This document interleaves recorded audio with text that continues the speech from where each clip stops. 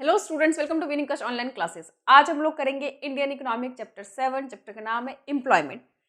Last classes के अंदर हम लोगों ने बहुत सारे जो छोटे छोटे टॉपिक्स थे, जैसे कि लेबर फोर्स क्या होता है, वर्क फोर्स क्या होता है, एम्प्लॉयमेंट क्या होती है, फॉर्मल सेक्टर, इनफॉर्मल सेक्टर, इन सब चीज़ों के हमने डिस्कस किया था। आज हम यहाँ पे पूरा जो टॉपिक है हमारा अनएम्प्लॉयमेंट पे बेस्ड है कि अनएम्प्लॉयमेंट होता क्या है, कितने टाइप के हैं, कौन कौन से कारण है, कैसे उनको दूर किया जा सकता है और गवर्नमेंट किस तरह से प्रोग्राम और पॉलिसीज बना रही है ताकि अनएम्प्लॉयमेंट जैसी प्रॉब्लम को पूरी तरह से ख़त्म किया जा सके। और साथ में इस पूरे जो टॉपिक हमने पढ़ा है उसको इवैल्यूएट करेंगे। तो चलिए हम स्टार्ट करते हैं। सबसे पहले अनएम्प्लॉयमेंट का मतलब क्या होता है। देखिए, अनएम्प्लॉयमेंट बेसिकली सिचुएशन है कि जहाँ पर जो भी पर्सन है विलिंग है, काम करना चाहता है, एबल है और जो अभी एग्जिस्टिंग रेट चल रहा है, वेज रेट चल रहा है, उस पर काम करने को तैयार भी है, बट फिर भी उसको काम नहीं मिल रहा है, इसीलिए वो क्या है, अनएम्प्लॉयड है।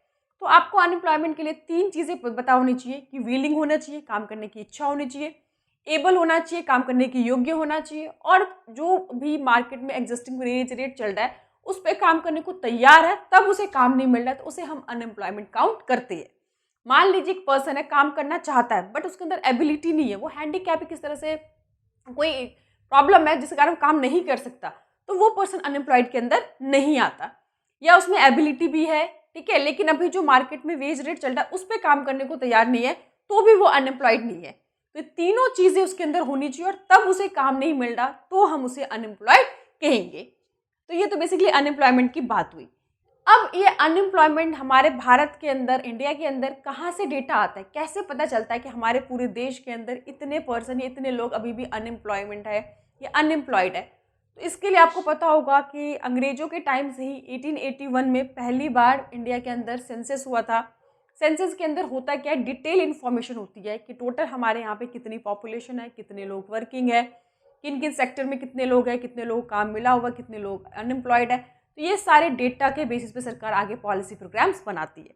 दूसरा, आपको पता ही है कि एनएसएसओ है, जो बेसिकली डेटा कलेक्ट करना ही उसका काम है। ये सारी जो एजेंसी है डेटा कलेक्ट करती है, सरकार को देती है और सरकार उन्हीं डेटा के बेसिस पे आगे जो प्रोग्राम्स होते हैं, पॉलिसीज होती है, फोरकास्टिंग होती है, वो उनके बेसिस पे किए जाते हैं। तो ये दो जो हम कह सकते हैं कि ये बेसिकली इनको सरकार की हेल्प करती है, या हमें देश में कितने पर्सन है, कितने लोग अनएम्प्लॉयड है, इसकी इन्फॉर्मेशन मिलती है। नेक्स्ट हम बात करते हैं type of unemployment in India, कि भारत में कितने टाइप के अनएम्प्लॉयमेंट आपको बेसिकली देखने को मिलते हैं। तो हमने इसको 2 भागों में कैटेगराइज कर रखा है, पहले रूरल एरियाज, गांव के एरिया में, और दूसरा अर्बन यानी कि शहरी एरिया में।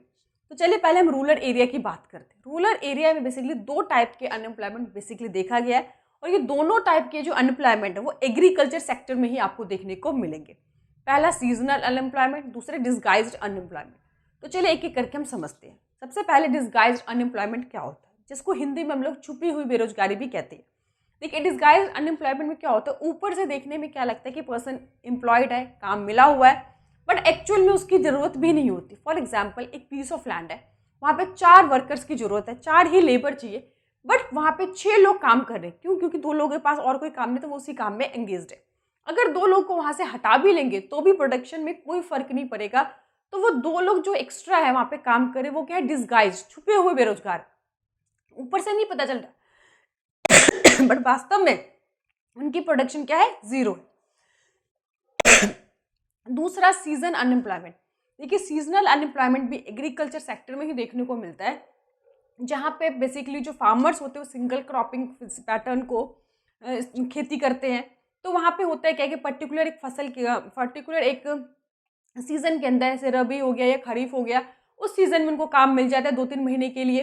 बाकी रेस्ट ऑफ टाइम क्या होते हैं, वो जॉबलेस हो जाते हैं, उनके पास काम नहीं होता है। तो ड्यू टू सीजन, जो है सीजन बदलने के कारण, सीजन चेंज होने के कारण जो उनके पास काम नहीं होता, जो अनएम्प्लॉयड हो जाते हैं, उसे हम सीजनल अनएम्प्लॉयमेंट कहते हैं। तो रूरल एरिया में यही 2 अनएम्प्लॉयमेंट एग्रीकल्चर सेक्टर में देखने को मिला है। अगर हम शहरों की बात करें तो शहरों में बहुत तरह के अनएम्प्लॉयमेंट होते हैं। सबसे पहला, open unemployment. Open unemployment basically unemployment की ही डेफिनेशन है कि जहाँ पे पर्सन विलिंग भी है, एबल भी है, काम करने को तैयार भी है, जो वेज रेट पे, करंट वेज रेट पे, बट उसके पास अभी काम नहीं है, क्योंकि काम मार्केट में उसको नहीं मिल रहा है, इसीलिए वो अनएम्प्लॉयड है। नेक्स्ट है एजुकेशनल। एजुकेशनल हम सभी समझते हैं कि बहुत सारे हमारे देश में हर साल न जाने कितने लाखों बच्चे ग्रेजुएट, मास्टर डिग्री लेते हैं, बट जिस हिसाब से हमारे यहाँ पे पढ़े लिखे लोग हो रहे उस हिसाब से यहाँ पे एजुकेशन सेक्टर जिस तेज़ी से बढ़ रहा है, जहाँ पे लोग डिग्री ले रहे हैं बट उनके हिसाब से उनको काम नहीं मिलता। तो इसके पीछे रीज़न भी है, मैंने बताया था आपको। यहाँ पे बेसिकली डिग्री होल्ड के लिए पढ़ाई की जाती है, जो प्रैक्टिकल नॉलेज होता है या उनको वोकेशनल एजुकेशन होता है या फिर उनको जो ट्रेनिंग्स होती है वो उनको उस तरह की दी नहीं जाती ताकि वो एक्चुअल में जाकर मार्केट में काम कर सके। तो जो स्कूल के अंदर पढ़ाया जाता है और जो रियलिटी होती है जॉब सेक्टर्स में, उनमें इतने सारे डिफरेंसेस होने के कारण पढ़े लिखे लोगों को भी यहाँ पर काम नहीं मिल पाता। नेक्स्ट अगर हम बात करें स्ट्रक्चर की बात करें तो स्ट्रक्चर के अंदर क्या होता है कि बेसिकली कोई नई टेक्नोलॉजी आ गई है, स्पेसिफिक कोई आपको नॉलेज या ट्रेनिंग की ज़रूरत है, जब तक आपके पास वो नहीं होती तब तक आप जॉबलेस होते हो। जैसे फॉर एग्जांपल मान लो कोई नई टेक्नोलॉजी आ गई है, जो पुराने वर्कर्स हैं उनको अभी काम नहीं सीखना आया क्योंकि अभी तक उनको नहीं आया करना, तो जब तक वो उनमें स्किल ना हो जाए, ट्रेनिंग ना ले ले, तब तक वो क्या होता है मार्केट में उनको जॉब नहीं मिलता। तो उसके हम बोलते हैं structural employment. Next industrial employment, कि आपको पता होगा कि माइग्रेशन होके रूरल एरिया से बहुत सारे लोग शहर में आते हैं। शहर में ऑलरेडी इतनी ज़्यादा पर पॉपुलेशन है, लेकिन जिस हिसाब से हमारे देश में वर्क फोर्स बढ़ रही है, लेबर बढ़ रही है, उस हिसाब से यहाँ पे इंडस्ट्री डेवलपमेंट नहीं हुई है, डाइवर्सिफिकेशन नहीं हुआ, नंबर ऑफ इंडस्ट्री ग्रो नहीं हुए, जिसके कारण उनको जॉब नहीं मिल रहा है। ये शहर में ही आपको देखने को मिलते हैं। नेक्स्ट है फ्रिक्शनल अनएम्प्लॉयमेंट। फ्रिक्शनल अनएम्प्लॉयमेंट का मतलब होता है जब कोई वर्कर कुछ टाइम के लिए, यानी कि एक जॉब को छोड़कर जब दूसरे जॉब में जाता है, चेंज करता है, तो उस टाइम पीरियड के अंदर जब वो जॉबलेस होता है, जॉब उसके पास नहीं होता है, टेम्परेरी बेसिकली होता है, तो हम उसे बोलते हैं फ्रिक्शनल अनएम्प्लॉयमेंट। और एक सबसे ज़्यादा इंपॉर्टेंट साइक्लिक, क्योंकि जितने भी डेवलप्ड देश है, देखो जो अनएम्प्लॉयमेंट है ऐसा नहीं है केवल भारत के अंदर ही है, हर देश में कभी ना कभी इस तरह की सिचुएशन आती है, बट उनकी जो प्रॉब्लम है वो शॉर्ट टर्म प्रॉब्लम है। ठीक है, लॉन्ग टर्म में सारी चीज़ें क्या होती है, नॉर्मल हो जाती है। तो वहाँ पे भी आपको पता है साइक्लिक मतलब हर एक बिजनेस के अंदर क्या होता है, तेजी मंदी इस तरह के फेसेस चलते रहते हैं। जब तेजी का टाइम आता है तो क्या होता है, मोर प्रोडक्शन, ठीक है, मोर आउटपुट, तो वहाँ पे जॉब क्या होता है, लोगों को मिल जाता है क्योंकि ज़्यादा प्रोडक्शन करनी है, ज़्यादा लेबर की डिमांड है, उस टाइम पे जॉब उनको मिल जाता है। उसके बाद जब रिसेशन आता है, मार्केट में जॉब नहीं होती, प्रोडक्शन गिर जाता है, तो उनको जॉब से निकाल दिया जाता है। तो ये जो फेजेस चलते रहते हैं उसे हम साइक्लिक अनएम्प्लॉयमेंट कहते हैं। इस तरह की जो अनएम्प्लॉयमेंट हर एक इकॉनमी के अंदर आती रहती है एक पर्टिकुलर इंटरवल पे। तो बड़े देशों में क्या होता है, जैसे ही मतलब तेजी का टाइम आए सबको जॉब मिल गया, जैसे ही मंदी आता है बहुत सारे लोग जॉबलेस हो जाते हैं, बट लॉन्ग टर्म में सभी को काम ऑलमोस्ट मिल जाता है जो काम करना चाहते हैं। बट हमारे देश में जो प्रॉब्लम है वो बहुत ज़्यादा है। यहाँ पे इतने ज़्यादा लेबर है, इतने ज़्यादा काम करने वाले हमारे पास एफिशिएंट लेबर है, बट उनके पास काम नहीं है, समझ में। तो इसके बहुत डिमेरिट्स है, बहुत प्रॉब्लम है। जितने हमारे पास रिसोर्सेज है उनका हम नॉलेज यूज़ कर सकते हैं, उनकी इंटेलिजेंस उसकी स्किल्ड को यूज़ कर सकते हैं, बट हमारे पास वो काम ही देने के लिए नहीं है और जॉब अपॉर्चुनिटी नहीं है, जिसके कारण उस लेबर का या उस रिसोर्सेज का, ह्यूमन रिसोर्सेज का हम प्रॉपर यूटिलाइजेशन नहीं कर सकते। दूसरा, आपको पता है कि जब कोई पढ़ा लिखा इंसान है, एजुकेटेड है, स्किल्ड है या अनस्किल्ड भी है, और जब उसके पास जॉब नहीं होता, काम नहीं होता, तो उसकी जो मोरालिटी होती है, उसका सेल्फ कॉन्फिडेंस पर बहुत नेगेटिव इम्पैक्ट पड़ता है। वो अपने आप नेगेटिविटी में जाने लगता है, तो उसकी जो कॉन्फिडेंस है उसकी धज्जियाँ उड़ जाती है। तो इसीलिए जो पैसा कमाना, जॉब है, वो हर एक पर्सन के लिए बहुत ज़्यादा इम्पॉर्टेंट है। नेक्स्ट अगर हम बात करें तो बहुत लंबे टाइम तक अगर कोई इंसान जॉब नहीं करता तो उसकी जो स्किल होती है, उसको जो टैलेंट होता है, धीरे धीरे कम होने लगता है। और कई बार ऐसा भी देखने को मिला है कि बहुत टाइम तक अगर कोई जॉब नहीं करता तो उसकी जो जॉब की हैबिट होती है वो ख़त्म होने लगती है और फिर लंबे टाइम तक वो जॉबलेस रहने लगता है। तो ये सारी चीज़ें हैं, प्रॉब्लम है। इसलिए हमें क्या करना चाहिए कि जो भी हमारे देश में अनएम्प्लॉयड है, अनएम्प्लॉयमेंट की जो प्रॉब्लम है, वो सरकार को बहुत सीरियसली लेना चाहिए, उसको दूर करने की कोशिश करना चाहिए। ठीक है, तो आगे हम बात करेंगे कॉजेस ऑफ अनएम्प्लॉयमेंट। क्योंकि देखिए अनएम्प्लॉयमेंट की जो प्रॉब्लम है वो आज की नहीं है, जब से हम आज़ाद हुए तब से हर साल, हर 5 ईयर प्लानिंग के अंदर भारत सरकार का एम होता था किस तरह से नंबर ऑफ जॉब क्रिएट किया जाए, नंबर ऑफ अपॉर्चुनिटी बनाया जाए, ताकि हर एक पर्सन जो काम करना चाहता है उसको काम मिले। ठीक है, जब कोई भी पर्सन काम करेगा उसका लाइफस्टाइल इंप्रूव होगा, देश में के प्रोडक्शन में कंट्रीब्यूट कर पाएगा, लाइफस्टाइल इंप्रूव होगी, देश अपने आप ही ग्रो करेगा, तरक्की करेगी। लेकिन आखिर वो कौन कौन से रीज़न है कि हम आज़ादी के इतने सालों के बाद भी उसी प्रॉब्लम में फंसे हुए हैं। आज भी हमारे देश के लिए जो अनएम्प्लॉयमेंट है एक बहुत ही मेजर कंसर्न बना हुआ है। तो आखिर उसके पीछे रीज़न क्या है? तो चलिए सबसे पहले हम बात करते हैं slow rate of economic growth, यानी कि जिस रेट से हमारी इकोनॉमी की डेवलपमेंट होनी चाहिए थी, ग्रोथ होनी चाहिए, सबसे पहली बात उस रेट से हमारे देश में ना तो प्रोडक्शन हो रहे हैं, ना गुड्स और सर्विसेज के, ना ही इकोनॉमी डेवलप हो रही है। जब इकॉनमी डेवलप नहीं हो रही, नंबर ऑफ इंडस्ट्री में डेवलप नहीं हो पा रहे, तो जॉब कैसे मार्केट में क्रिएट होगा। दूसरा, पॉपुलेशन एक्सप्लोजन। भैया ये तो सभी का कॉमन पॉइंट है, चाहे वो पॉवर्टी आ जाए, चाहे अनएम्प्लॉयमेंट, चाहे इन्फ्लेशन, अगर कुछ भी ना आता हो तो एक कॉमन पॉइंट तो सभी का है ही। क्योंकि जब तक सरकार पॉपुलेशन को कंट्रोल नहीं करेगी तब तक देश में कुछ भी नहीं हो सकता। देखो चाइना ने भी तब ग्रो करना स्टार्ट किया जब वहाँ पे स्ट्रिक्ट पॉपुलेशन के लिए कानून बना। तो अभी भी हमारे देश में ज़रूरत है, क्योंकि आज कानून बनना स्टार्ट होगा तो उसका जो इम्पैक्ट है, पॉजिटिव इम्पैक्ट, वो 20-25 साल आगे आने वाले टाइम के बाद मिलेगा। तो इसीलिए बहुत ज़रूरी है, वरना सरकार जितनी मर्जी प्रोग्राम पॉलिसी बना ले, जब तक पॉपुलेशन जो राइजिंग का जो रेट है उसमें कमी नहीं आएगी तब तक सारी की सारी पॉलिसी सरकार की क्या हो जाएंगी, बेकार हो जाएगी। तो ये एक बहुत बड़ा रीज़न है। नेक्स्ट है यहाँ पे कि डिफेक्टिव एजुकेशन सिस्टम। आपको पता होगा, ये हम बच्चों को भी बताते हैं कि हमारे यहाँ का जो एजुकेशन सिस्टम है वो बहुत ही आउटडेटेड, ओल्ड है, कि जहाँ पर बच्चों को केवल डिग्री लेने के लिए रटाया जाता है। जिसने ज़्यादा रट लिया वो फर्स्ट आ गया, उसने कम रटा वो नहीं सक्सेस हो पाया। तो इस रटने पढ़ाई से होता क्या है कि चलो आपने डिग्री तो होल्ड कर लिया, लेकिन जब एक्चुअल में आप जॉब मार्केट में जाते हो तो आपकी जो यूटिलिटी होती है, आप काम करने के उस लायक ही नहीं होते।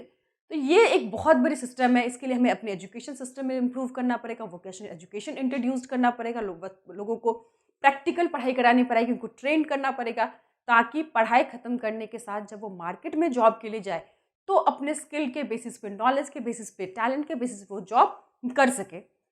नेक्स्ट हम बात करते हैं स्लो ग्रोथ ऑफ इंडस्ट्री, यानी कि जितने number of industry, diversification, multiple industry develop होने चाहिए वो हमारे देश में हुए ही नहीं। क्यों? क्योंकि हमारे देश में इंफ्रास्ट्रक्चर ही इतने ज़्यादा डेवलप नहीं हुए, और जब तक इंफ्रास्ट्रक्चर डेवलप नहीं होंगे तब तक हमारे देश के इन्वेस्टर और जो फॉरेन इन्वेस्टर है वो भी मोटिवेट नहीं होंगे इन देशों में पैसा इन्वेस्ट करने के लिए। तो हमें इंडस्ट्री को डेवलप करने के साथ साथ इंफ्रास्ट्रक्चर को भी बूस्ट करना पड़ेगा, ग्रो करना पड़ेगा, ताकि अभी भी जो रूरल एरियाज़ में बहुत सारे अपॉर्चुनिटीज़ हैं, बहुत सारे मौके हैं, वहाँ पे बहुत सारे इंडस्ट्री को लगाया जा सकता है। तो वहाँ पे हमें इसकी तरफ ध्यान देना पड़ेगा, जबकि जिस रेट से इंडस्ट्री डेवलप होनी चाहिए वो इंडस्ट्री डेवलप नहीं हो पा रही है। नेक्स्ट हम बात करें तो लो कैपिटल फॉर्मेशन। अब हम ही सभी जानते हैं कि जब कोई इंसान पैसा ही नहीं कमाएगा, गरीब होगा, तो वो सेविंग कहाँ से करेगा, और जब सेविंग नहीं होगी तो कैपिटल नहीं होगा, तो कैपिटल फॉर्म्ड कैसे होगा? पैसा ही पैसा को बनाता है। तो ये हमारे देश में बहुत बड़ी प्रॉब्लम है।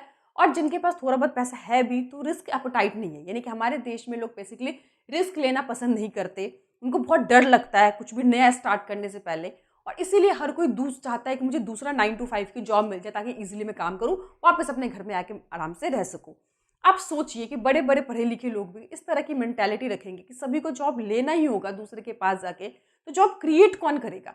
समझ में आए? तो ये भी एक बहुत बड़ा चिंता का विषय है। सरकार जितना मर्जी कोशिश करे, जब तक लोगों के अंदर एंटरप्रेन्योरशिप डेवलप नहीं होगा, रिस्क एपेटाइट नहीं डेवलप होगा, तब तक देश में एक साथ इतने ज़्यादा जॉब अपॉर्चुनिटी भी क्रिएट करना मुश्किल हो जाएगा।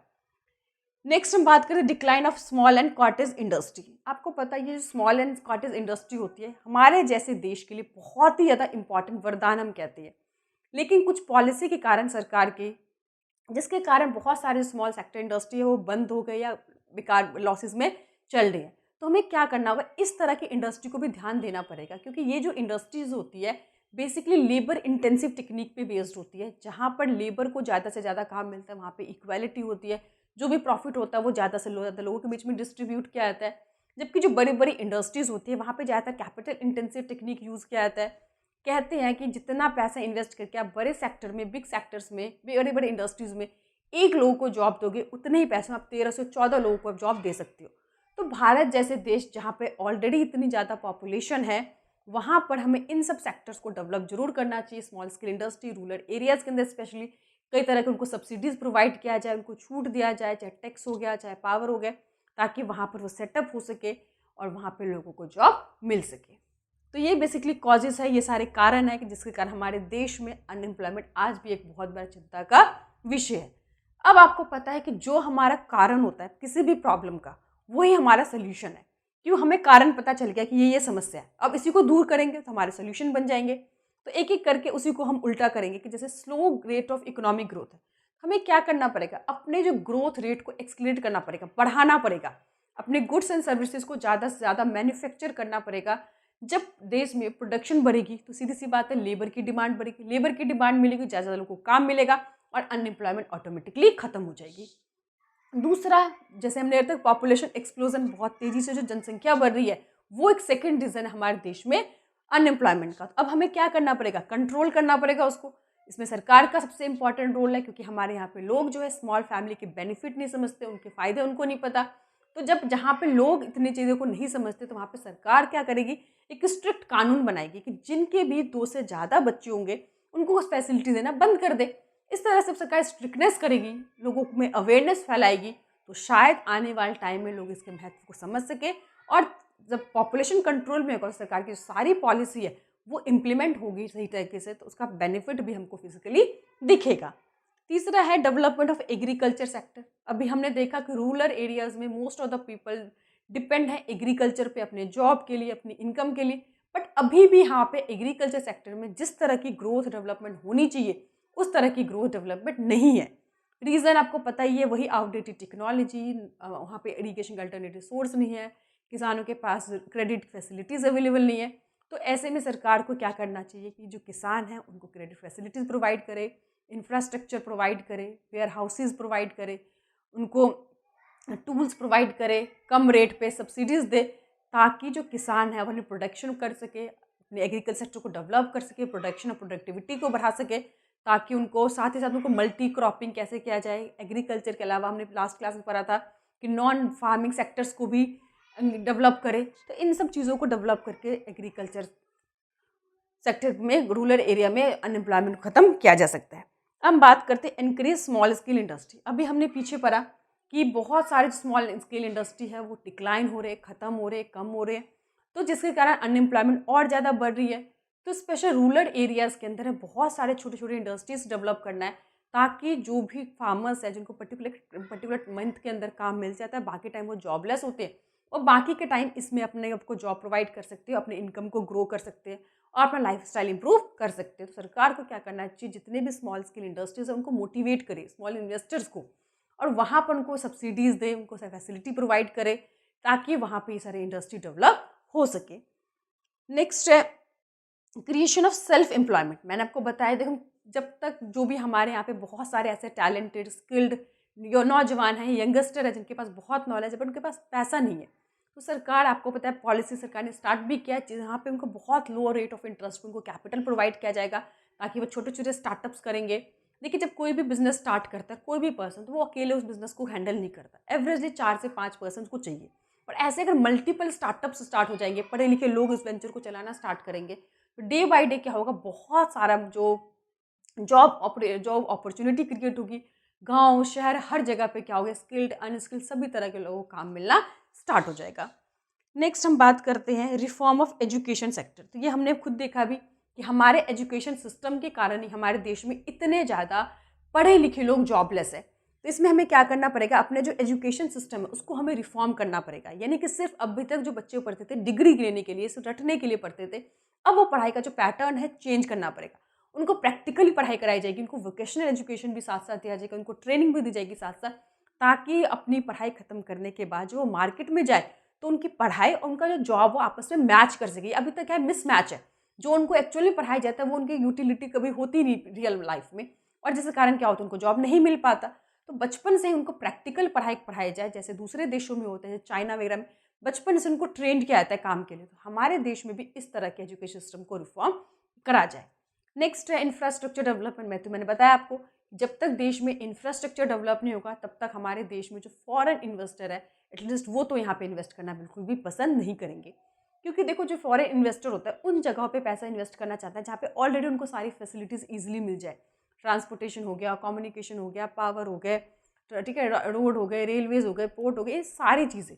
तो भारत सरकार को इस तरफ भी ध्यान देना पड़ेगा। जब इंफ्रास्ट्रक्चर हमारा वेल डेवलप होगा, ठीक है, और साथ ही साथ इकोनॉमिक भी और सोशली भी, मान लीजिए नंबर ऑफ़ स्कूल खुलेंगे, नंबर ऑफ़ स्कूल खुलेंगे तो कितने पढ़े लिखे टीचर्स की ज़रूरत होगी, उनको जॉब मिलेगा। नंबर ऑफ़ हॉस्पिटल्स खुलेंगे, वहाँ पे डॉक्टर्स की रिक्वायरमेंट होगी, ठीक है। जब कंस्ट्रक्शन काम स्टार्ट होगा तो जितने भी अनस्किल्ड लोग हैं उनको काम मिलेगा। तो इस तरह से मल्टीपल तरीके से, अलग अलग तरीके से हर तरह के लोगों को काम मिलना स्टार्ट होगा।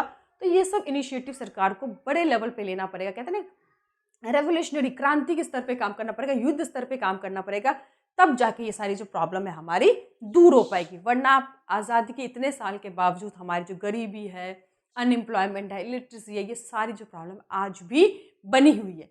तो इसमें हमें सोचना पड़ेगा और बहुत ही गहरी सोचना पड़ेगा, ताकि आने वाले टाइम में एटलीस्ट हम गरीबी, बेरोजगार जैसी चीज़ों से तो ऊपर उठकर बात कर सकें।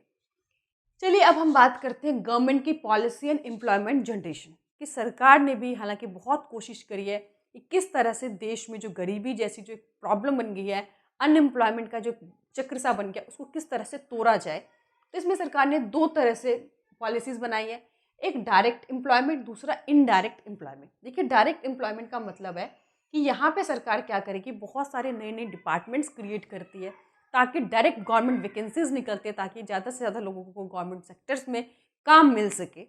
और दूसरा इनडायरेक्ट है। इनडायरेक्ट में क्या होता है कि डायरेक्टली हम किसी को वैकेंसी नहीं दे रहे। देखो जब हम अपने सरकार लिखा है कि with increase output of goods and services of government enterprises, जब सरकार अपने एंटरप्राइजेस के गुड्स एंड सर्विसेज को इंक्रीज करेगी तो गुड्स एंड सर्विस को मैन्युफैक्चर करने के लिए फिर उनको लेबर की जरूरत पड़ेगी, वर्कर्स की जरूरत पड़ेगी, तो ऑटोमेटिकली इनडायरेक्टली उन लेबर्स की डिमांड बढ़ेगी, उनको काम मिलेगा और अनएम्प्लॉयमेंट जैसी चीज़ें खत्म हो जाएगी।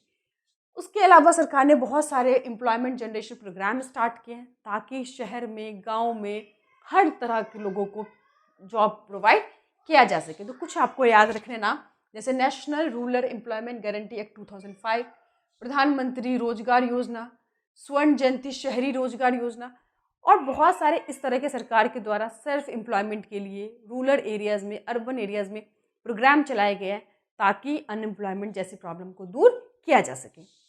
तो आई होप यहाँ तक आपको समझ में आ गया होगा।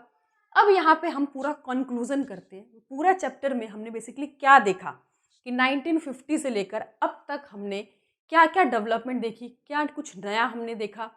तो सबसे पहला और इम्पॉर्टेंट चीज़ कि जिस रेट से एग्रीकल्चर और इंडस्ट्री में डेवलपमेंट नहीं आई, उससे कहीं ज़्यादा तेज़ी से सर्विस सेक्टर हमारा सबसे ज़्यादा तेज़ी से ग्रो किया। कि सबसे ज़्यादा अगर आज के डेट में जॉब अपॉर्चुनिटी क्रिएट हो रही है तो वो सर्विस सेक्टर के अंदर है। दूसरा टेक्नोलॉजिकल एडवांसमेंट। अब आपको पता ही है कि हम बड़े बड़े जो एमएनसी आई, जिसके कारण हम लोग टेक्नोलॉजी में काफ़ी अपडेट हुए, हम भी नई टेक्नोलॉजी का यूज़ कर रहे हैं, चाहे इंडस्ट्री है, एग्रीकल्चर है, जिसके कारण कहीं ना कहीं हमें फ़ायदा तो हुआ है, बट नुकसान भी ये हुआ है कि ज़्यादातर बड़ी बड़ी इंडस्ट्री है वो लेबर इंटेंसिव से कैपिटल इंटेंसिव टेक्निक पे शिफ्ट हो रही है, जिसके कारण देश में इकॉनमी में ग्रो हो रहा है, प्रोडक्शन सर्विसेज गुड्स बढ़ रहे हैं, बट देश में जिस प्रोपोर्शन से, जिस रेट से उनको जॉब मिलना चाहिए वो उनको यहाँ पे नहीं मिल पा रहा है। वर्क एट होम, आपने पता है कोरोना के टाइम में हम लोगों ने 5-6 महीने, अभी भी बहुत सारे लोगों के वर्क फ्रॉम होम चल रहा है। पहले क्या होता था, जहाँ पे भी आपको काम करना है आपको पर्टिकुलर जगह पे जाना पड़ेगा, वहाँ बैठकर ही काम पॉसिबल है, आप घर से काम नहीं कर सकते। लेकिन आज के टाइम में एनवायरनमेंट बदल गया है, डिमांड्स बदल गई है, आपको कहीं पर भी पूरी दुनिया में आप काम करने के सिर्फ आपको इंटरनेट की ज़रूरत है, और आज के टाइम में इंटरनेट सभी जगह अवेलेबल है। तो आप घर बैठ के भी बहुत सारे काम कर सकते हो, मल्टीपल अपनी टैलेंट का इस्तेमाल कर सकते हो। बहुत सारे लोग जिसके पास एक्स्ट्रा टाइम है वो लोग अपना कोई ना कोई क्रिएटिव काम करके घर बैठे कर सकते हैं। बहुत सारी हाउस वाइफ है जो पहले बच्चों के कारण घर से बाहर जाके काम नहीं कर सकती थी, अब वो घर में बैठ के ही अपनी एम्प्लॉयमेंट को जनरेट कर सकती है, अपने आप को काम दे सकती है। तो ये जो एक नया कंसेप्ट है work from home, it's a very unique और बहुत ही अच्छा कंसेप्ट है कि अब घर बैठे बैठे भी आप लोग इनकम को अर्न कर सकते हैं मल्टीपल तरीकों से। More employment in informal sector, तो ये भी हमने एक बड़ी चेंजेस देखी कि हमारे देश में टाइम के साथ साथ जो फॉर्मल सेक्टर से वर्कर है वो इनफॉर्मल सेक्टर में शिफ्ट हो रहे हैं, क्योंकि मैंने इसके बेनिफिट आपको पहले ही बताया था कि जो एम्प्लॉयर होता है उनको बेसिकली वर्कर को मेंटेन करने के ऊपर खर्चा नहीं करना पड़ता, तो इसीलिए इन सेक्टर में बहुत ज़्यादा ग्रोथ देखने को मिला है। नेक्स्ट है growth in GDP but not employment opportunity. इसकी बात हम लोग नेक्स्ट क्लास में भी कर चुके हैं कि हमारे देश में जो ग्रोथ हो रहा है वो जॉबलेस ग्रोथ हो रहा है, यानी कि गुड्स एंड सर्विसेज की प्रोडक्शन बढ़ रही है बट उस प्रपोर्शनेट से हमारे देश में एम्प्लॉयमेंट जो है वो नहीं बढ़ पा रहा। ये हमारे लिए एक चिंता का विषय है। देखिए फॉरेन कंट्री में, डेवलप नेशन में, वहाँ पे क्या लेबर की शॉर्टेज है, इसीलिए उन लोगों की मजबूरी है कि वो लोग कैपिटल इंटेंसिव टेक्निक ही यूज़ करेंगे। बट हमारे जैसे देश में जहाँ पे लेबर इतने ऑलरेडी अनएम्प्लॉयड है, लेबर इतने अबंडेंस है, इजीली मिल भी जाते हैं, तब भी अगर हम लोग कैपिटल इंटेंसिव टेक्निक पे शिफ्ट होंगे तो आने वाले टाइम में अनएम्प्लॉयमेंट और ज़्यादा प्रॉब्लम बढ़ जाएगी। तो इसीलिए हमें क्या करना पड़ेगा, एक मॉडल ऐसा बनाना पड़ेगा जहाँ पे हमें डेवलपमेंट के साथ साथ एम्प्लॉयमेंट अपॉर्चुनिटी भी किस तरह से बढ़ाई जाए, इसके बारे में हमें और ज़्यादा सोचना पड़ेगा, ताकि आने वाले जनरेशन एटलीस्ट गरीबी, बेरोजगारी जैसी प्रॉब्लम से वो डील उनको ना करना पड़े, वो इनसे ऊपर उठ के कुछ बड़ा, कुछ आगे की बात सोच सके। तो आई होप आप लोग को समझ में आ गया होगा, सारा पूरा एम्प्लॉयमेंट से रिलेटेड हमारा आज का टॉपिक था। बाकी कोई भी प्रॉब्लम हो, दिक्कत हो, आप लोग मुझे कमेंट कर सकते हैं। Thank you.